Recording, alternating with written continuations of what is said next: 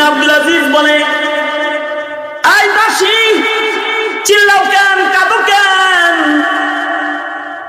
দাসী বলে, আমিরুল মুমিনিন, আমি ভয়ঙ্কর একটা স্বপ্ন দেখছি, যে স্বপ্ন দেখার কারণে ভয়ে আমি কাঁদতেছি।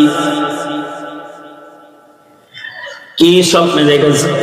স্বপ্ন দেখি হাসর কায়েম হয়েছে, দোজখের উপরে পুলসিরাতকে আল্লাহ তাআলা স্থাপন করেছে,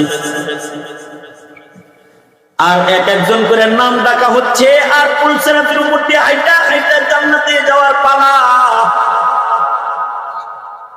আমি যখন ওখানে গেছি স্বপ্নে দেখি আপনার আগের খলিফাদেরকে ডাকা হচ্ছে। কারে ডাকতে শুনেছ?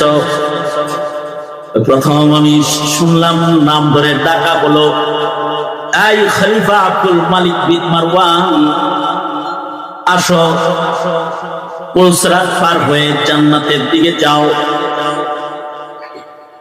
দাসী বলে, ওমর ইবনে আব্দুল আজিজ আব্দুল মালিক বিন মারওয়ানকে যখন ডাকা হলো, সে পুলসিরাতের সামনে আসলো, নিচে জাহান্নাম। আব্দুল মালিক বিন মারওয়ান পুলসিরাতের উপর দিয়ে যখন হাঁটতে আরম্ভ করলো, দোজখের আগুন তাকে আকর্ষণ, আর সেই পুলসিরাত থেকে নিচে পড়ে জাহান্নামের আগুনের মধ্যে পড়ে গেল।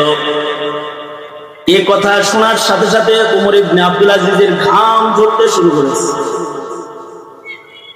কপাল ঘেমে গেছে, গোটা শরীর ঘেমে গেছে, আর বলতেছে, এই দাসী তারপরে কি হলো বলো?